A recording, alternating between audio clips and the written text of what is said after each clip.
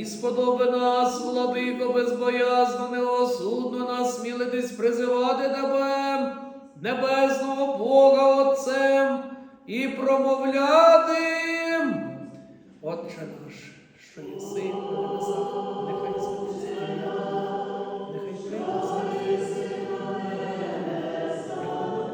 нехай святиться ім'я Твоє, нехай прийде царство Твоє, як на небі, так і на землі. Хліб наш насущний дай нам сьогодні, і прости нам наші, які ми прощаємо винуватцям нашим, і не веди нас у спокусу, але звільни нас від лукавого. Хліб наш насущний дай нам сьогодні, і прости нам провини наші, які ми прощаємо винуватцям нашим, і не веди нас у спокусу, але визволи нас від лукавого. Бо Твоє царство і сила, і слава Отця і Сина, і Святого Духа, нині повсякчас, і на віки віків.